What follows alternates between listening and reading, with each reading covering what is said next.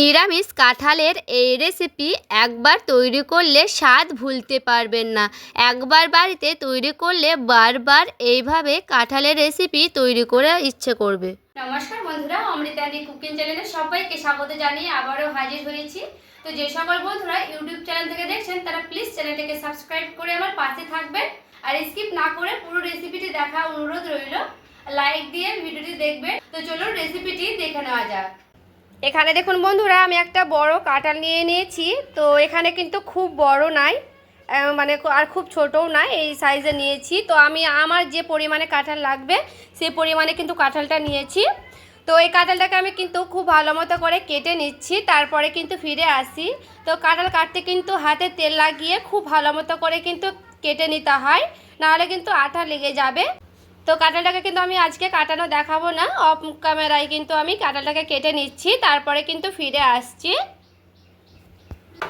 এখানে দেখুন বন্ধুরা, কাঁঠালটাকে কিন্তু খুব ভালো মতো করে কেটে নিয়ে চলে এসেছি। তো আমি কিন্তু কাঁটাটা আর দেখালাম না। দেখুন বাটিতে আমি জল নিয়ে নিয়েছি। তো এরপর আমি ধুয়ে নেব কাঁঠালটাকে। তো কাঁঠালটাকে কিন্তু খুব ভালো মতো করে ধোয়ানো হয়ে গেছে। এখানে আমি একটা কড়াই বসিয়ে নিয়েছি, কড়াই দিয়ে দিচ্ছি জল। এরপরে কাঁঠালগুলোকে এবার আমি দিয়ে দিচ্ছি সেই জলের ওপরে। তো পরিমাণে দিয়ে দিচ্ছি লবণ। লবণটা হালকা দিলাম, তার হালকা কিন্তু আমি সেদ্ধ করার সময় লবণগুলো ঢুকে যাবে সেই কাঁঠালের ভেতরে, তার জন্য। তো এরপর আমি কাঁঠালটাকে একটু নাড়াচাড়া করে নিলাম। এরপর আমি ঢাকা দিয়ে দিচ্ছি, ঢাকা দিয়ে প্রায় 5 মিনিটের মতো একটু রেখে দেব। আর এখানে দেখুন কাঁঠালটা আমি রান্না করব, তার জন্য একটা মশলা রেডি করে নেব। তো নিয়েছি লঙ্কা, নিয়েছি আদা, নিয়েছি জিরে আর নিয়েছি টমেটো। এখানে আমি একটা মিক্সিং বোল নিয়ে নিয়েছি। তো এরপর আমি দিয়ে দিচ্ছি সবগুলোকে। এরপরে আমি ঢাকা দিয়ে খুব সুন্দর একটা মিহি পেস্ট করে নিয়ে চলে আসবো। এখানে দেখুন বন্ধুরা, খুব ভালো মতো করে একটা মিহি পেস্ট করে নিয়ে চলে এসেছি। এরপরে আমি 5 মিনিটের মতো ঢাকা দিয়ে সেদ্ধ মানে হালকা ভাপিয়ে নিয়েছিলাম। তো এখানে কিন্তু বেশি ভাপাতে হবে না, হালকা ভাপিয়ে নিলেই কিন্তু হয়ে যাবে। তো এরপরে আমি কাঁঠালটাকে নামিয়ে নেব। কাঁঠালটা আমি নামিয়ে নিয়েছি। এরপরে কড়াইটা কিন্তু চাপিয়ে নিয়েছি, আবার একটু পরিষ্কার করে নিয়েছিলাম। তো এখানে আমি কড়াই দিয়ে দিচ্ছি তেল। তো এখানে আমি আগে থেকে আলু কেটে রেখেছিলাম, তো কাঁঠালে আমি আলু দিচ্ছি, আপনারা চাইলে স্কিপ করে যেতে পারেন। তো তেলটা গরম হয়ে গেলে দিয়ে দিচ্ছি সেই আলুগুলোকে।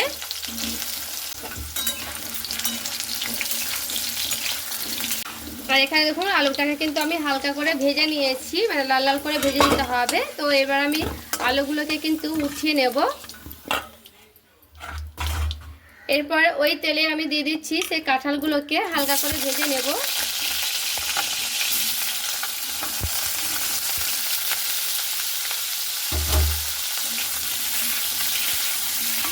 এরপরে কাঁঠালটাকে একটু নাড়াচাড়া করে নিচ্ছি। এরপর আমি কাঁঠালটাকে কিন্তু খুব ভালো মতো করে ভেজে নিয়েছি। তো এই দেখুন খুব কড়া কড়া করে কিন্তু আমি ভাজবো না, তো এইভাবে ভেজে নিলে কিন্তু হয়ে যাবে। তো এইগুলোকে নামিয়ে নেব। এরপরে তেলটা ঝাড়িয়ে আমি এইভাবে কাঁঠালটাকে নামিয়ে নেব। আর এখানে দেখুন সেই কাঁঠালটা কিন্তু আমি হালকা করে ভেজে নিয়েছি। তো এই কাঁঠালে অল্প পরিমাণে দিয়ে দিচ্ছি লবণ, যেহেতু আমি সেদ্ধ করার জন্য অল্প লবণ দিয়েছি, তার জন্য কিন্তু আমি অল্পই লবণ দিচ্ছি, পরে লাগলে কিন্তু দিয়ে দিতে হবে। তো এরপরে আমি দিয়ে দিচ্ছি হলুদের গুঁড়া। হলুদের গুঁড়োটা কিন্তু পরিমাণ মতোই দিতে হবে, যেমন পরিমাণ লাগে। আর এখানে দিয়ে দিচ্ছি কাশ্মীরি লঙ্কার গুঁড়া অল্প পরিমাণে, যেমন পরিমাণে লাগবে কাশ্মীরি লঙ্কার গুঁড়া, কালারের জন্য কিন্তু দিচ্ছি এটা। এরপরে সে মিক্সিং বলে যে আমি পেস্টটা করে রেখেছিলাম, এরপরে দিয়ে দিচ্ছি সবগুলোই। আর নিরামিষ এইভাবে একবার হলেও ট্রাই করে দেখবেন, খেতে কিন্তু দারুণ লাগে। পরে দিয়ে দিচ্ছি অল্প পরিমাণে তেলটা আমি হালকাই দিলাম, কারণ পরে আবার লাগবে তার জন্য। তো এরপর আমি চামচটা দিয়ে একটু এভাবে নাড়াচাড়া করে নিচ্ছি। যেহেতু এখানে আমি লঙ্কা দিয়েছি, তো হাত দিয়ে মাখলাম না, কারণ হাতটা কিন্তু ঝাল লাগবে হাতে, তার জন্য। তো একটু এইভাবে আমি খুব সুন্দর করে মাখিয়ে নেব সেই মশলার গায়ে। এরপরে দেখুন কড়াইটা কিন্তু আমি চাপিয়ে নিয়েছি। তো কড়াইয়ে দিয়ে দিচ্ছি অল্প পরিমাণে তেল, যেহেতু আমি হাতে মেখে নিয়েছি কাঁঠালগুলোকে, তো অল্প তেল দিয়েছি, তার জন্য কিন্তু আবারও অল্প তেল দিলাম। তো এখানে আমি দিয়ে দিচ্ছি অল্প পরিমাণে দারচিনি, ছোট টুকরো করে দিচ্ছি। এরপরে দিয়ে দিচ্ছি গোটা জিরে দেব কটা। এরপরে কড়াইটাকে একটু ভালো মতো করে এইভাবে আমি গোটা গায়ে লাগিয়ে নিচ্ছি। এরপরে আমি সেই কাঁঠালগুলোকে দিয়ে দিচ্ছি। দেখুন কাঁঠালগুলোকে কিন্তু আমি দিয়ে দিলাম সবগুলোই। এরপরে কাঁঠালটাকে খুব ভালো মতো করে এইভাবে হালকা করে নাড়াচাড়া করে নিচ্ছি। এখানে মশলাটা কিন্তু আগেও ভেজে নিতে পারবেন। তো এখানে আমি মশলাটা মাখিয়ে প্রায় 10 মিনিটের মতো কিন্তু হাতে রেখেছিলাম, এতে করে মশলাটা কিন্তু খুব সুন্দর করে কাঁঠালের ভেতরে ঢুকে যাবে মশলাগুলো। এরপরে এইভাবে আমি খুব সুন্দর করে কিন্তু মশলাটা একটু কষিয়ে নেব প্রায় 2-3 মিনিট। এরপরে আমি কাঁঠালটাকে খুব ভালো মতো করে দেখুন মানে প্রায় 5 মিনিটের মতো কিন্তু একটু নাড়াচাড়া করে নিয়েছিলাম। তো এইভাবে কিন্তু একটু মশলাটার সঙ্গে আর কাঁঠালটার সঙ্গে আমি খুব ভালো মতো করে কিন্তু কষিয়ে নেব। এখানে কিন্তু খুব ভালো মতো করে কষানোর চেষ্টা করবেন। কাঁঠালটা যত ভালো মতো করে কষানো হবে তত কিন্তু বেশি খেতে ভালো লাগবে। তো এখানে কিন্তু আমি খুব ভালো মতো করে দেখুন কষছি। তো কষতে কষতে একটু গ্যাসের আঁচটা কিন্তু আমি কমিয়ে দিলাম। এবার আমি ঢাকা দিয়ে দিচ্ছি। তো গ্যাসের আঁচ কমিয়ে কমিয়ে কিন্তু 2-3 বার আবার নাড়াচাড়া করে নেব। এরপরে দেখুন ঢাকাটা আমি উঠিয়ে নিলাম। তো এরপর আমি কাঁঠালটাকে একটু খুব ভালো মতো করে আবারও দেখুন খুব সুন্দর করে নাড়াচাড়া করে নিচ্ছি। তো এইভাবে কিন্তু খুব ভালো মতো করে কাঁঠালটাকে একটু নাড়াচাড়া করে নিতে হবে। তো অল্প পরিমাণে ছিল সেই মশলার জল, তো মশলার জলটা আমি এখন দিয়ে দিলাম। এটা একটু আগেই দিতে হতো, তো একটু পরে দিলাম। আমি যে ভাজা আলুগুলো রেখেছিলাম সেই ভেজে রাখা আলুগুলো আমি দিয়ে দিলাম। এরপরে ভেজে রাখা আলুগুলো দিয়েও কিন্তু খুব ভালো মতো করে নাড়াচাড়া করে নেব। আলুটা দিয়ে আর সেই কাঁঠালটা দিয়ে কিন্তু খুব ভালো মতো করে কষিয়ে নিতে হবে। যেভাবে মাটন বা চিকেন কষানো হয় সেইভাবে কিন্তু কষিয়ে নিতে হবে।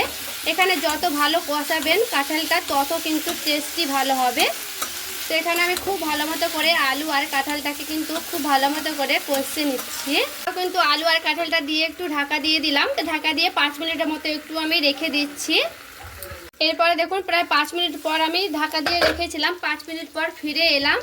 তো এখানে আমি আলু আর সে কাঁঠালটাকে দেখুন খুব ভালো মতো করে আবারও কিন্তু নাড়াচাড়া করে নিচ্ছি। তো এখানে কিন্তু আমি একবারও নাড়াচাড়া করিনি, তো এইভাবে আবারও একটু নাড়াচাড়া করে নেব। আর দেখুন মশলার গা থেকে কিন্তু তেল ছেড়ে ছেড়ে যাবে এইভাবে কষতে কষতে। তো এখানে কিন্তু খুব ভালো মতো করে মশলাটা কষতে হবে।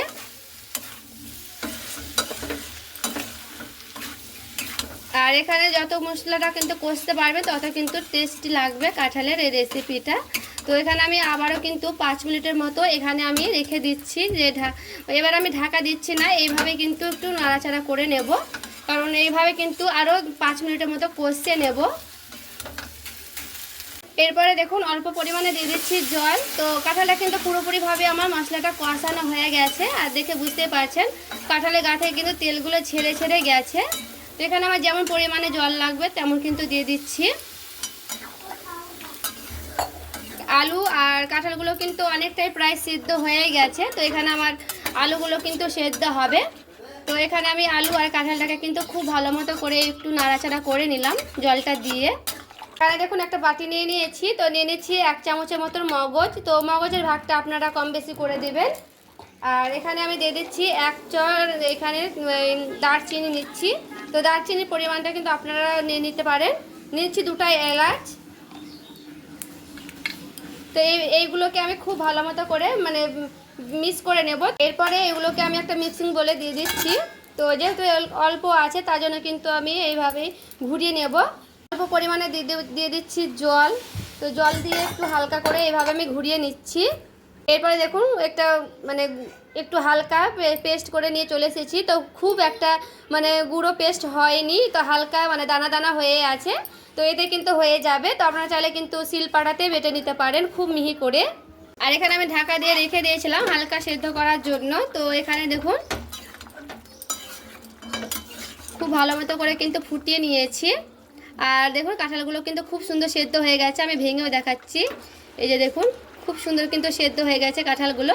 আর আলুগুলো তো কোনো কথাই হবে না, আলুগুলো কিন্তু একেবারে ভেতর থেকে পারফেক্টভাবে সিদ্ধ হয়ে গেছে। তো এইভাবে কিন্তু আমি আবারও একটু নাড়াচাড়া করে নিচ্ছি। দিয়ে দিচ্ছি এরপরে মগজ আর সেই গরম মশলাটা দিয়ে হালকা করে এইভাবে আমি নাড়াচাড়া করে নিচ্ছি। এখানে যদি ঘি থাকে তো হাতের কাছে ঘি থাকলে ঘি দিয়ে দিতে পারেন।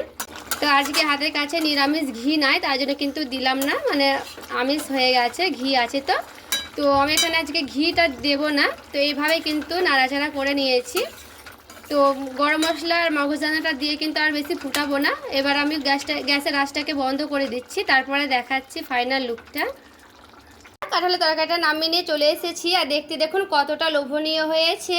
এইভাবে একবার হলো কাঁঠালের রেসিপিটি তৈরি করে দেখতে পারেন, খেতে কিন্তু দুর্দান্ত হয়। যাকে এভাবে বানিয়ে দিবেন সে কিন্তু আপনার খুবই প্রশংসা করবে।